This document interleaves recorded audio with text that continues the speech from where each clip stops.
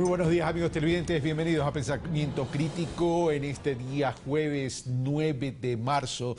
El día de hoy haremos más análisis sobre las propuestas de los candidatos desde la óptica económica. Para eso hemos invitado a Juan Pablo Jaramillo, un joven profesional, ingeniero comercial con maestrías en economía y muy activo, por cierto, en las redes sociales y en su blog sobre los análisis y las propuestas de los candidatos de la óptica de la economía y desde la óptica del desarrollo, que es fundamental.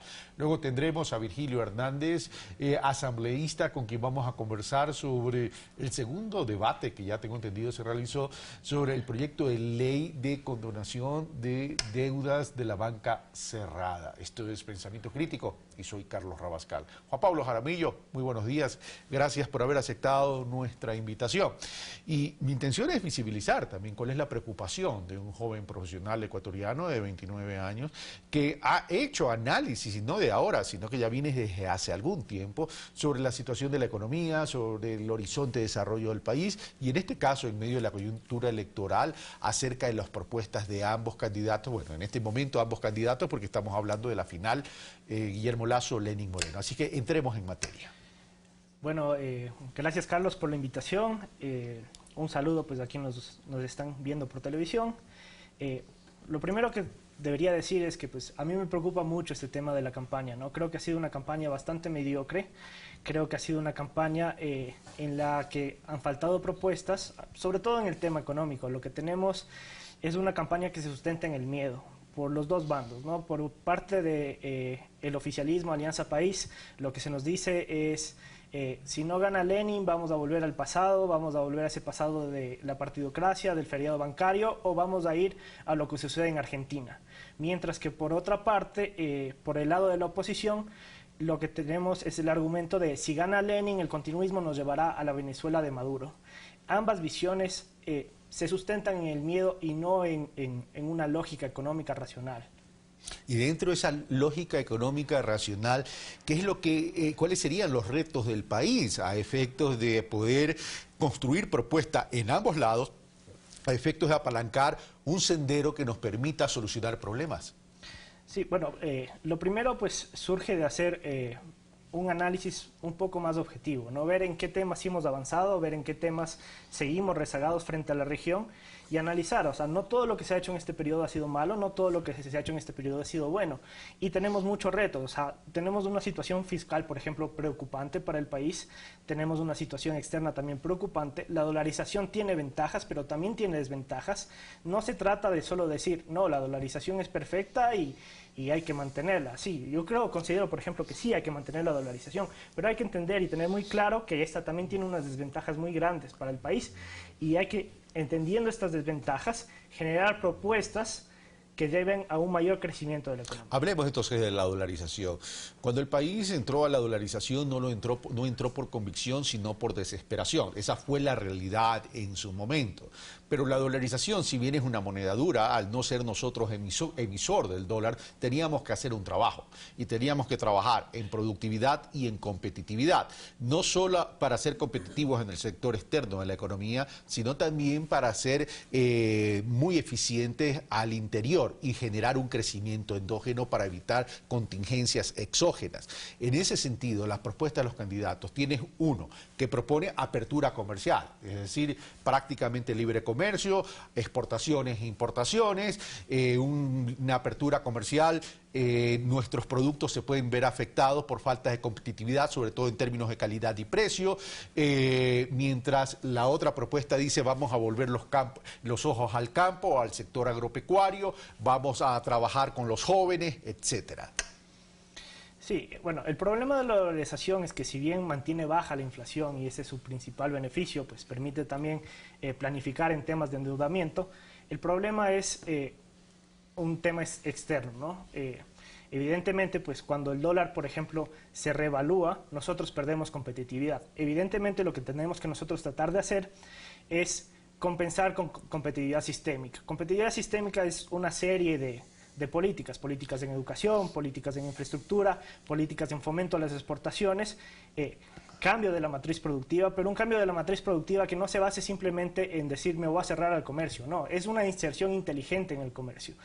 un poco el problema de los últimos 10 años es que la industria ha tenido cierto crecimiento, pero ese crecimiento ha estado basado en el proteccionismo. No tenemos una oferta exportable competitiva a nivel manufacturero, por ejemplo.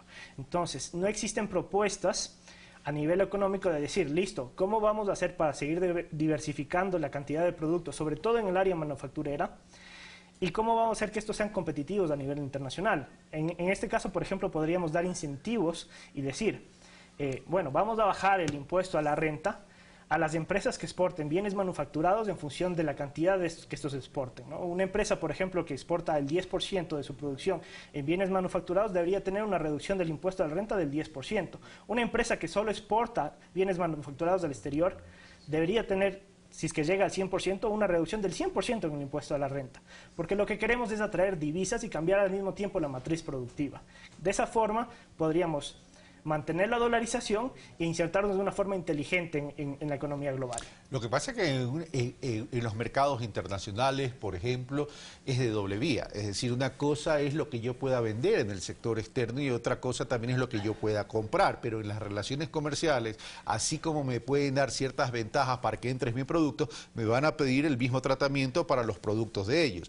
Entonces, en esta inserción en el mercado internacional también habría que ser inteligente, porque tú mismo lo dices, es decir, lo que nos importa es que ingresen más divisas de lo que salgan. Si yo le pongo mucha agua a esta taza o mucho café, estoy tomando café por si acaso, mucho café a esta taza se va a rebosar. Significa que sobrepasé mi capacidad de cobertura. Y eso puede pasar en ese sentido en el dólar. Es decir, entonces, ¿cómo proteger la dolarización? Que si bien uno de los principales beneficios es mantener tasas de inflación baja, nos ha permitido planificar y mantener una capacidad adquisitiva no solo en los sectores empresariales, sino fundamentalmente en la base social y en la clase media. Sí, correcto. El tema es que efectivamente tienen que entrar más divisas de las que salen, pero la visión de simplemente restringir las importaciones no está funcionando. Tenemos que cambiar de visión. Por ejemplo, Ecuador recientemente se insertó en un tratado comercial con Europa. Eso nos genera muchísimas limitaciones para seguir imponiendo, por ejemplo, esta estrategia de las salvaguardas. Entonces, evidentemente la estrategia tiene que cambiar. Yo no veo una posición de ninguno de los dos candidatos, porque el candidato Lasso lo que nos dice es, sí, vamos a abrirnos al mundo, pero ¿cómo vamos a hacer para tener exportaciones más competitivas a nivel global? Es que esa es la clave, Juan Pablo. Primero hablando de las salvaguardias, acuérdate que es temporal el tema, en mayo tienen que desaparecer y no por ninguno de los candidatos, sino porque así estaba previsto. Pero te pongo un ejemplo, el tema Alianza del Pacífico, Juan Pablo, la relación México-Colombia. Colombia exporta $1.000 millones, no llega ni a los 1.000 millones, pero cerca de los 1.000 millones. México le exporta a Colombia 6.000 millones. Entonces, vemos que hay asimetrías en ese sentido. Es decir, no solo es cuestión de hablar que vamos a exportar, sino que tenemos que cuidar nuestra balanza comercial. Ahora, pasemos al tema de la balanza de pagos, donde tú dices la situación fiscal es preocupante. ¿Cómo resolver el tema de la balanza de pago? Entendiéndose que la balanza de pago va más allá de la suma y resta aritmética de las relaciones comerciales. ¿Cómo solucionar entonces el tema de la balanza de pagos cuando hay una presión fiscal por el componente de deuda de corto plazo y porque necesitamos además más deuda para poder operar el Estado? Sí, bueno, evidentemente el problema de la deuda no es tanto su monto, ¿no? Es su plazo y sus tasas de interés. Entonces, en este sentido, lo que tenemos que buscar es tratar un poco de diversificar estas fuentes de financiamiento. Por otra parte, yo insisto que el tema de las exportaciones, darle ese impulso a las exportaciones, darles incentivos fiscales muy fuertes a las exportaciones, es importante para el tema de la balanza de pagos y para generar crecimiento económico en el país. Esto no es lo que se ha hecho. Lo que se ha hecho es tener una visión proteccionista y solo de crecimiento endógeno, que es muy limitado. Ecuador es un país extremadamente pequeño que debería explotar la potencialidad que tiene en el mercado externo. Ok, estamos hablando entonces del sector externo. Ahora vamos al tema de las propuestas sobre generación de empleo, que es un eje central en ambas candidaturas o en ambas propuestas. Evidentemente, el Ecuador, producto de la disminución del precio del petróleo, o no solo de los precios del petróleo, sino de los commodities en general, más la apreciación del dólar, más la devaluación de Colombia y Perú, entró en un proceso de recesión con una camisa de fuerza media complicada. Por eso que tuvo que adoptar ciertas medidas. Pero la recesión es una realidad. el presidente de la República dice estamos revirtiendo la curva, pero no hemos salido del todo y el proceso todavía da para algunos trimestres y a lo mejor algunos años más, algún tiempo más. En ese sentido ha habido afectación del empleo en el Ecuador, producto de lo que ya he mencionado. ¿Cómo? Primero, recuperar el empleo adecuado que sí se vio afectado y dos, ¿cómo hacer que migre del empleo inadecuado al empleo adecuado? ¿Las propuestas de los candidatos satisfacen esas interrogantes? No, las propuestas de los candidatos es un discurso elaborado que se lo repite una y otra vez. Entonces decimos 1 millón de empleos en 4 años o decimos 250.000 empleos en los 2 primeros años y no tomamos en cuenta el entorno en el que estamos inmersos. Evidentemente, en Ecuador cuando existe una recesión económica, la variable de desempleo como tal no es tanto la que se ve afectada. La que se ve afectada es el empleo adecuado. El empleo adecuado decimos que es, bajo la definición del INE, que es ganar más allá del salario mínimo y trabajar más allá de 40 horas. O si es que se trabaja menos de 40 horas, sí ganar más del mínimo y no desear trabajar más. Ese es una proxy a un empleo de calidad y eso es lo que la propuesta debería ser de los candidatos, es cómo generamos ese empleo de calidad, que evidentemente está totalmente correlacionado con el ciclo económico. Vimos que cuando la economía creció generamos empleo adecuado, cuando la economía entró en recesión empezamos a perder empleo adecuado.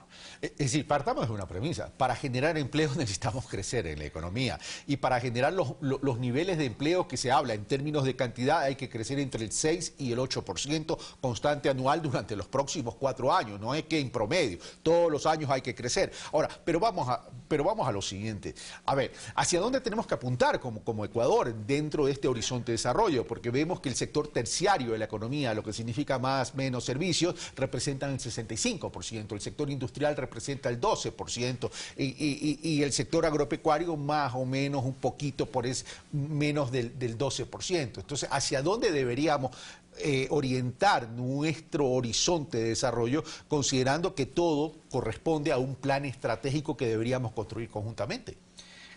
Tenemos que ver cuáles son los sectores que cuando generan empleo de calidad. Evidentemente, por ejemplo, la agricultura en el Ecuador tiene un peso en el empleo muy grande, pero el empleo que genera no es un empleo de calidad.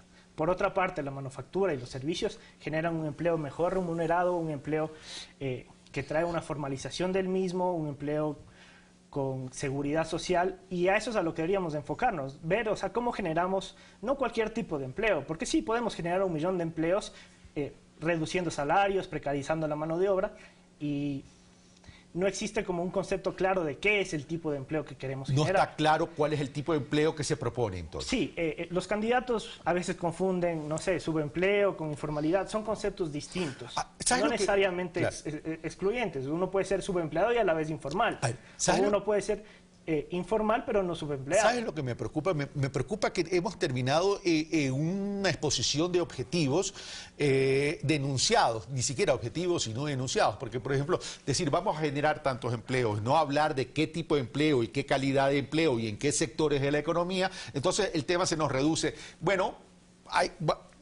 vamos a generar porque vamos a traer inversión extranjera, porque vamos a abrir a los bancos internacionales, porque vamos a disminuir impuestos. Por un lado, el parte de Guillermo Lasso, por el parte de Lenín Moreno dice, bueno, es que vamos a dinamizar la economía con el plan de viviendas, porque vamos a trabajar en el agro, pero eso no es un debate profundo realmente. Es decir, a ver, para que un país sea desarrollado, tenemos que incentivar al sector industrial, al sector manufacturero, y eso vemos que en promedio no pasamos del 12%, a veces tipo electrocardiograma, un poquito arriba, un poquito más abajo, dependiendo del año y de las circunstancias, pero esa es la realidad, no cambiamos la matriz de la composición de nuestra economía en términos de actividad.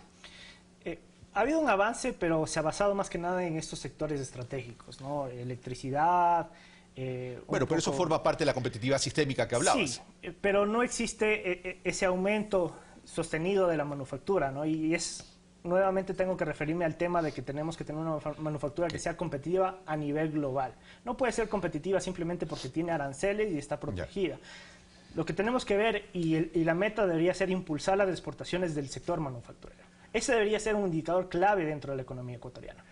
Claro. Ahí tenemos que un indicador clave, pero ahí tenemos un tema de China, que es una amenaza, y un tema de Colombia, que es muy activo en el tema, y tendríamos que ver cómo neutralizamos esas dos amenazas. Ahora, vamos a otro tema. Es decir, el tema, se habla del empleo, pero fundamentalmente cuando se habla del empleo, se habla de pronto en unas capas socioeconómicas que no es la base social como para decir estamos luchando para erradicar la pobreza. Si bien se ha avanzado en la disminución de la pobreza, todavía tenemos una pobreza rural importante y una pobreza urbana que ha disminuido pero que está presente. En ese sentido, ¿cómo entonces las propuestas de los candidatos están orientadas para luchar contra esa erradicación de la pobreza? Porque no es cuestión de decir voy a generar empleo. Lo importante sería voy a disminuir la pobreza en tanto, o la voy a erradicar en 4 años, o voy a establecer un plan estratégico para erradicarla en un horizonte de 20 años y va a ser política de Estado. No se ha escuchado eso tampoco. Correcto, o sea, la generación de empleo evidentemente reduce la pobreza, ¿no? Pero no, nuevamente, es qué tipo de empleo generamos, y la pobreza está focalizada en ciertos sectores, está focalizada en el sector rural, tiene mayor incidencia en mujeres, tiene mayor incidencia en afroecuatorianos, en indígenas.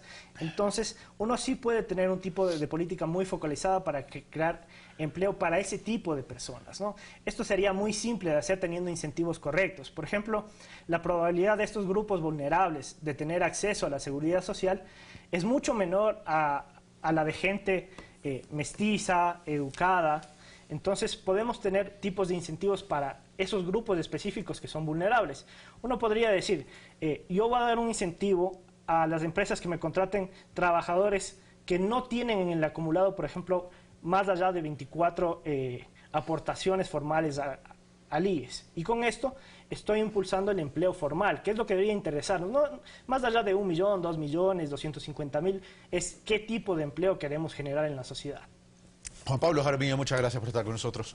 Bueno, Juan Pablo Jaramillo, ustedes acaban de escucharlo, un joven de 29 años, profesional, ingeniero comercial con maestrías en economía, activo en redes sociales sobre análisis económico, expone desde su visión de la juventud su preocupación de las propuestas de los candidatos y de cuál ha sido el comportamiento de esta campaña presidencial en función de las necesidades de ustedes. Esto no es cuestión de antipatías o simpatías, esto es cuestión de necesidades que requieren soluciones estructurales.